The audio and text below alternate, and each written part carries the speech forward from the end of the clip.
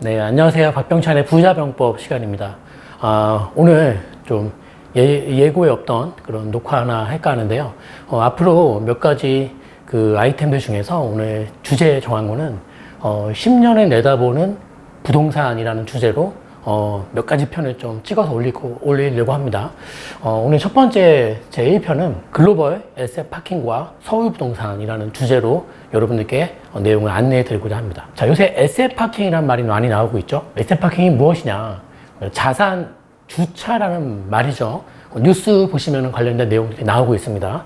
에셋 파킹은 그 다양한 글로벌 자금이 선진국의 어떤 주요 중심되는 그런 부동산으로 이제 몰리는, 유입되는 그런 현상을 뜻하는 신조어입니다.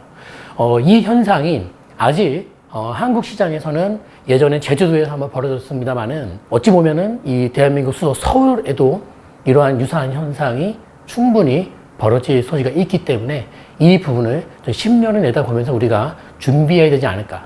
또 정책적으로 분명히 또 대비해야 되는 그런 문제가 있기 때문에 이 주제로 한번 다뤄봤습니다. 자, 먼저 글로벌 에셋 파킹과 서울 부동산, 외국 자본으로 잠식된 해외 부동산 사례를 먼저 살펴보겠습니다. 뭐 굉장히 많은 사례들이 있는데요. 그 중에서 대표적인 사례 몇 가지만 보겠습니다. 자, 뉴질랜드 같은 경우에는 2016년도 한 해 동안에 11%의 부동산이 급등을 했는데요.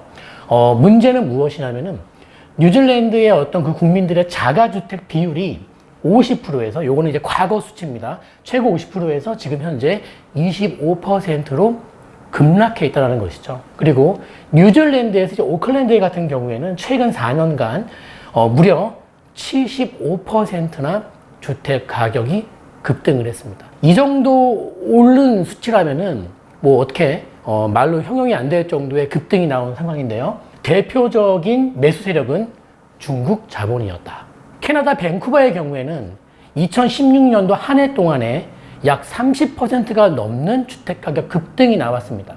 그리고 15년도의 경우에는 주택 거래량 중에 33% 정도가 중국인들이 매수를 했습니다. 캐나다 리치먼드의 경우에는 전체 주택의 약 7% 정도가 비거주 외국인들이 소유를 하고 있고요.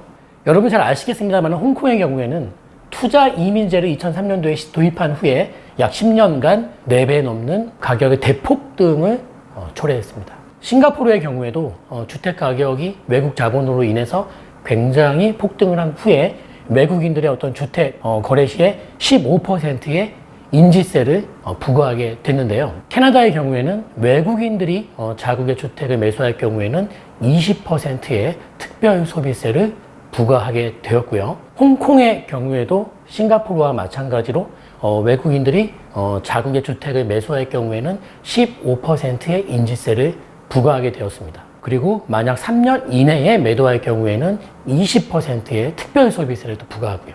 그리고 이 내용에는 나와 있지 않습니다만은 호주의 경우에는 지금 말씀드린 내용보다 훨씬 더 많은 외국인들의 어떤 주택 매수의 규제를 가하고 있는데요.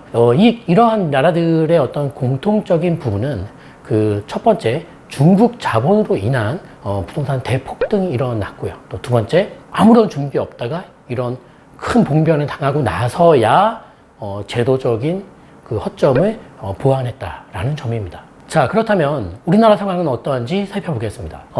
최근에 나온 뉴스 자료 보시면은 2015년도 1월부터 올 9월 달까지의 자료인데요. 외국인들이 주택에 매수한 서울 주택의 순위입니다. 그래서 가장 많은 매수가 나온 곳은 구로구예요. 구로구고, 그 다음에 금천구, 중구, 용산구, 영등포구, 강남구, 마포구, 서초구, 성동구 순입니다. 이 구로구나 금천구의 어찌 보면은 좀 저렴한 주택들의 매수 비중이 많았는데요. 구로구와 금천구의 경우에는 90% 넘게 이 외국인 주택 그 매수의 90% 넘는 부분이 중국인이 매수했고요. 아무래도 그쪽과 연관이 깊은 그런 자리인 게 영향을 미쳤겠고, 중구의 경우에는 중국 대사관이 있는 곳입니다. 이런 부분은 영향을 미쳤겠고, 그리고 강남구나 마포구나 서초구, 성동구 이런 자리들은 아무래도 투기 수요가 아닌가 이런 그런 의심을 해볼 수가 있겠죠. 네, 다음은 같은 기간 동안에 이제 그 국적별 서울주택 매수 비율을 좀 보겠는데요. 압도적으로 중국인들의 어떤 매수 비율이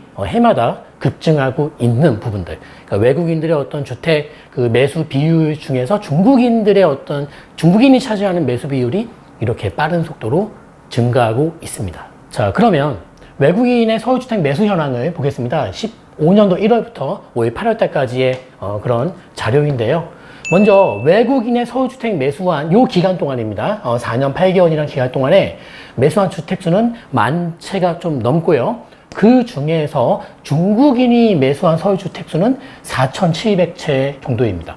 약 과반에 육박하는 높은 수치이고요. 그리고 구로 금천의 경우에는 외국인 중에서 중국인이 매수한 비율이 90%가 넘는 상황이고요.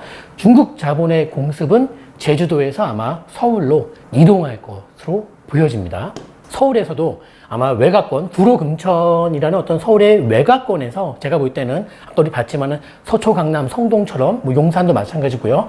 이 중심 지역으로 자금 유입과 주택 구입의 어떤 매수 세력이 유입될 것으로 이동할 것으로 판단이 됩니다. 일예로 강남 삼성동 아이파크 펜트하우스가요 2017년도 재작년에 105억 원에 거래됐는데요. 러시아 국적인이 이제 매수한 사례도 이러한 부분들이 한국 시장의 어떤 이 주요 중심부의 고가 주택 시장의 에셋 파킹 현상으로 볼 수가 있겠습니다.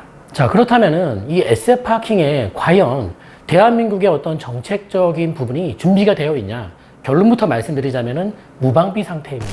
되려 한국의 제도들, 여러 가지 규제책들, 이런 지금 현재 8.2 대책, 9.13 대책에 나온 규제책들은 그 예외 규정들을 악용할 수 있는 소지가 되려 보이는데요. 먼저 외국인들은 내국인과 마찬가지로 똑같은 세법의 적용을 받습니다. 다만 지금 현재 세법이 아닌 이 대출 규제에 있어서 외국인들은 국내 은행을 통해서 대출받는 게 아니라 자국 은행이나 어떤 글로벌적인 해외 은행들을 활용해서 그 대출받은 돈을 가지고 국내 시장의 부동산을 사는 데 있어서는 우리가 어떤 제도적으로 아무런 대책이 없는 상태고요. 외국인의 경우에는 국내 부동산을 매수할 경우에 예를 들면 외환거래법상의 신고조차 의무가 없습니다. 그냥 매수하고 나서 60일 이내에 거래 신고하면 끝나는 것이죠. 그러니까 굉장히 뭐라 그럴까요? 아무런 대책이 없는 무방비 상태라는 것이죠. 또 세 번째, 양도세 중과세 예외를 악용한 소지가 있다. 이 말은 무엇이냐면은 우리가 양도세 중과세가 지금 이제 똑같이 적용되는 것인데 다만 예외가 있겠죠.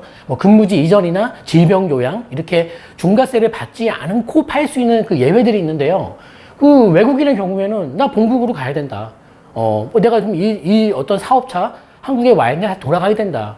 이렇게 했을 때 중과세를 적용할 그런 소지가 뭐 아예 없는 것이죠. 아마 제가 볼 때는 외국인들이 이런 부분들을 굉장히 많이 악용하지 않겠냐 싶은 것이죠.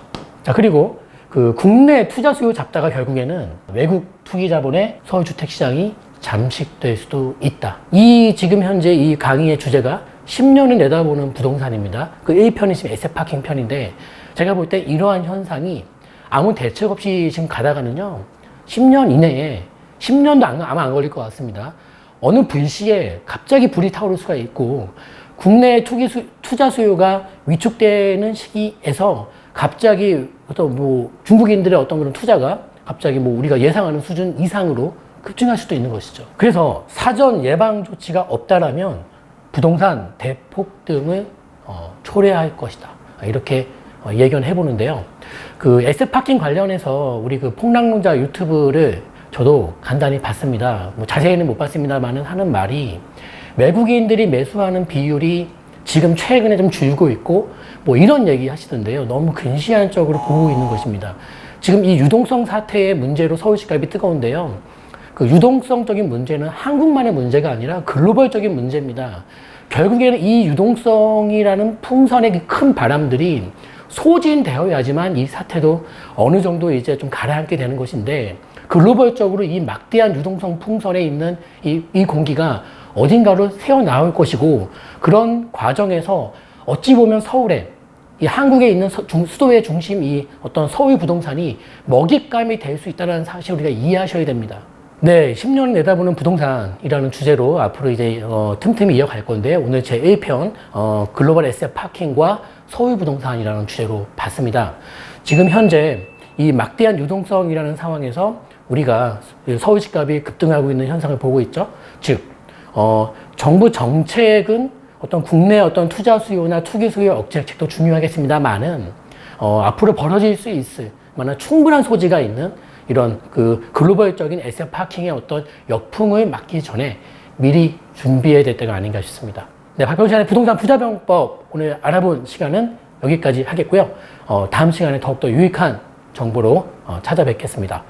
유튜브 구독자 지금 10만 명을 향해 달려가고 있습니다. 여러분들의 많은 사랑과 관심 감사드리겠고요. 좋아요와 구독 그리고 여러분들에게 이 영상을 안내해 주시면 더욱더 영상을 찍는데 힘이 될 것 같습니다. 네, 이상 박병찬이었습니다. 감사합니다.